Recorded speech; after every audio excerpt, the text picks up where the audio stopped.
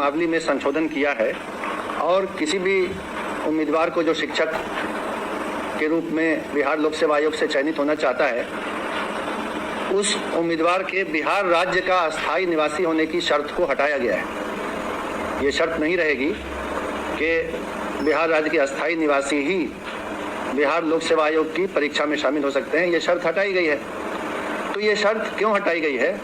इस शर्त को नहीं रखा जा सकता है, रखना व्यवहारिक नहीं है, विधि सम्मत भी नहीं है, कानूनन संभव नहीं है ये शर्त रखना। ये बात समझाने के लिए, बताने के लिए मैंने आप सबको यहाँ बुलाया है। और इसमें सबसे पहले ये समझने की बात है कि भारत का जो संविधान है उसका अनुच्छेद 16 आर्टिकल 16 बिल्कुल स्पष्ट है। आर्टिकल 16 का सब आर्टिकल 2, सब क्लॉज 2 वो ये कहता है, मैं पढ़ के सुना देता हूँ। राज्य के अधीन किसी नियोजन या पद के संबंध में केवल धर्म, मूल वंश, जाति, लिंग, उद्भाव, जन्म स्थान, निवास, ध्यान देंगे, जन्म स्थान, निवास या इनमें से किसी के आधार पर न तो कोई नागरिक अपात्र होगा और न उससे विभेद किया जाएगा। तो भारत के संविधान का अनुच्छेद 16 ये कहता है कि जन्म स्थान और निवास के आधार पर आप किसी उम्मीदवार को अपात्र नहीं कर सकते हैं। ये नहीं कह सकते हैं कि किसी राज्य से बाहर अगर किसी का जन्म स्थान या निवास है तो वो इस चयन प्रक्रिया में पात्र होने के लिए अपात्र है, अयोग्य है। ये नहीं किया जा सकता है। अगर ऐसी कोई प्रक्रिया चलेगी तो वो गैर कानूनी भी होगी और असंवैधानिक भी होगी। इसलिए ये संविधान के अंतर्गत कानूनी बाध्यता है कि निवास के आधार पर किसी को अयोग्य न किया जाए। पूरे देश के लोग इस परीक्षा में शामिल होने के लिए पात्र हों।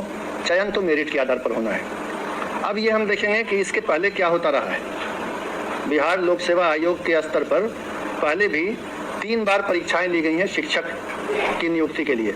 वर्ष 1994 में, फिर वर्ष 1999 में और वर्ष 2000 में बिहार लोक सेवा आयोग ने इसी पद के लिए, शिक्षक के लिए परीक्षा ली थी। और तब भी यही नियम था उस परीक्षाओं में भी कि देश के किसी भी भाग का नागरिक परीक्षा में भाग ले सकता है और चयनित हो सकता है। और इसके आलोक में ही पहले चयन हुआ है। ये जो नियमावली थी जिसके आधार पर 1994, 1999 और सन 2000 में परीक्षाएं हुई, ये नियमावली उसके पूर्व 1991 में ही बनी थी। उसमें स्थानीय निवासी का प्रावधान नहीं था। और इस कारण से इस बार भी जो बिहार लोक सेवा आयोग से परीक्षा होगी उसमें बिहार का निवासी होने का प्रावधान नहीं रखा जा सकता है। इसके बाद जो वर्ष 2012 की नियमावली बनी थी उसमें भी जब चयन हुआ, हालांकि उसमें स्थानीय निवासी होने का प्रावधान नहीं था, लेकिन उसके बाद भी चयन हुआ तो 1,68,000 रिक्ति के विरुद्ध जो नियुक्ति हुई तो राज्य के बाहर के मात्र 3,413 अभ्यर्थी चयनित हुए। यानी 1,68,000 में सिर्फ 3,000 से कुछ अधिक राज्य से बाहर के थे और बाकी सभी जो थे वो राज्य के अंदर के थे। तो इससे ये पता चला कि अगर ये नियम रखा भी जाता है कि राज्य से बाहर के अभ्यर्थी पात्र होंगे तो उनकी किसी भी संख्या में, अधिक संख्या में, या जिसको अंग्रेजी में सिग्निफिकेंट नंबर कहते हैं, किसी विशेष संख्या में चयनित होने की संभावना बहुत कम है।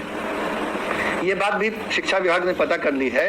अन्य राज्यों में, पड़ोसी राज्य सहित, उत्तर प्रदेश सहित किसी भी राज्य में अभी तक ऐसे किसी नियम की जानकारी नहीं मिली है जिसमें उसी राज्य के व्यक्ति पात्र हों, दूसरे राज्य के पात्र नहीं हों।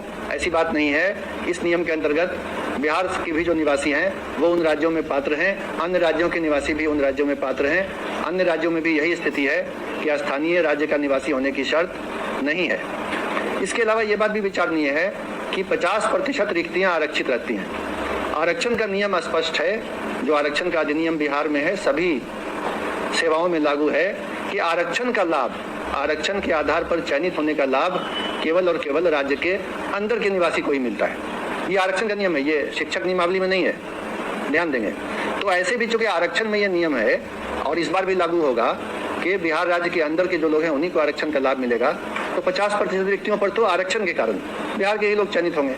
और बाकी पर जैसा मैंने बताया, पिछली बार का भी अनुभव है कि बहुत ही नाम मात्र को ही बाहर के लोग चयनित होते हैं। स्थानीय निवासियों को कोई उससे विशेष घाटा या नुकसान नहीं होता है। और अंत में ये बात समझने की है कि जिस तरह हम लोगों ने ओपन किया है कि देश का कोई भी नागरिक यहाँ अप्लाई कर सकता है, यही दूसरे राज्यों में भी है। तो अगर विभिन्न राज्य इस तरह के नियम बनाने लगेंगे, हालांकि वो विधि सम्मत नहीं होगा, लेकिन अगर बनाने लगेंगे कि उसी राज्य के लोग अप्लाई करें तो जाहिर है बिहार के भी जो युवक हैं, युवतियां हैं, जो अभ्यर्थी हैं, जो दूसरे राज्यों में नौकरी के लिए अप्लाई कर रहे हैं, चयनित हो रहे हैं, काम कर रहे हैं, उनके भी अवसर समाप्त हो जाएंगे। तो इसमें तो बिहार का भी घाटा है।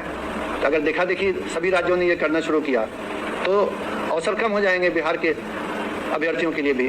तो कुल मिला के ये किसी के हित में भी नहीं होगा।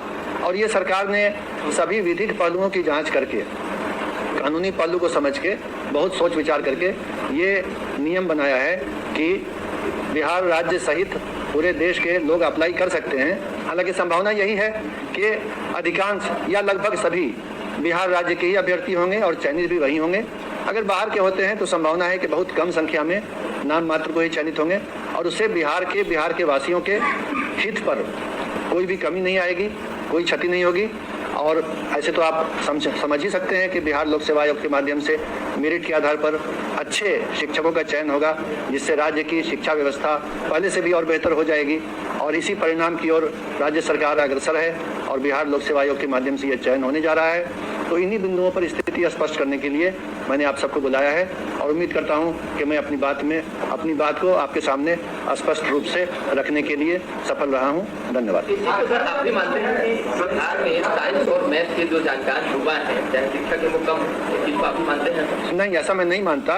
बिहार के हर स्कूल में, हर इंटर कॉलेज में, हर कॉलेज में साइंस और मैथ की पढ़ाई है। बिहार के युवा साइंस और मैथ में राज्य में अग्रणी, देश में अग्रणी है। IIT की परीक्षा में, NIT की परीक्षा में, मेडिकल की परीक्षा में उच्च रैंक लाते हैं। बड़ी संख्या में बिहार के छात्र साइंस और मैथ स्कूल में पढ़ने के बाद, कॉलेज में पढ़ने के बाद इंजीनियर, डॉक्टर, सिविल सर्वेंट बनते हैं। ये धारणा बिल्कुल गलत है कि बिहार में मैथ और साइंस की पढ़ाई या जानकार अभ्यर्थियों की कमी है। ऐसा बिल्कुल नहीं है।